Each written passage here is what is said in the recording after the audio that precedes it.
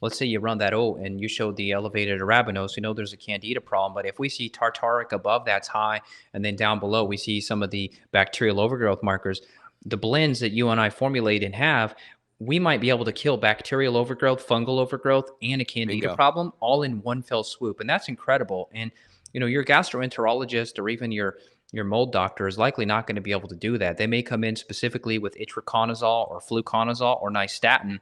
But as you know, we're facing this big problem of antifungal resistance, just like we're finding with antibiotic resistance. And so now you've got these very virulent strains, which are difficult to kill with the conventional medications. You and I've talked about this before, but the long story short of it is all the different alkaloids and terpenes and beneficial nutrients in the plants, those don't have this resistance problem. And if you're mixing this herb and that herb and that herb, it's not 1 + 1 = 2, it's 1 + 1 = 10. You get this Yeah. synergistic effect.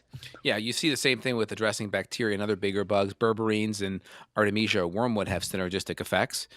Also, the fact that you get a lot of antioxidants in a lot of these herbs. And so, especially if they're high quality, you get a lot of antioxidant support because when you start killing bugs, there's a lot of oxidative stress that's happening. And then when you provide like an antifungal, like a diflucan or an amphotericin or a nystatin or a ketoconazole, obviously there's no antioxidants in those. It's the drug. And so you're going to have a lot of oxidative stress. So it's nice to have a blend of different herbs in there, one to prevent the resistance.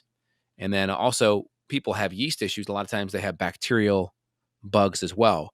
And efflux pumps are a big thing that a lot of bacteria and bugs use to kind of protect themselves. So I kind of say like a bacteria is like a sinking canoe, right?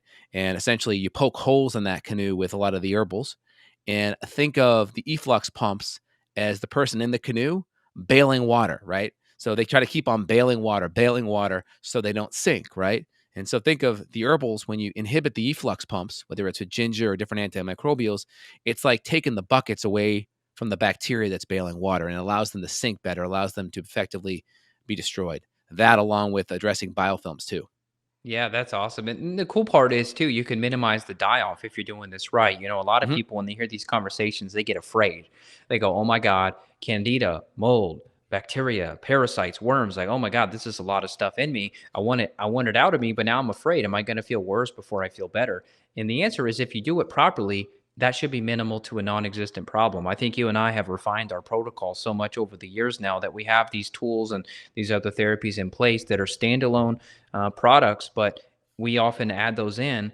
Or if we see that we hit a roadblock or a big bump in the road, like a die off, we can change dosing, we can rotate, we can add in other support. We're always talking about liver and gallbladder and binders and hydration and biofilm. These other pieces, these other variables, these are the make or break things for some people. 100%.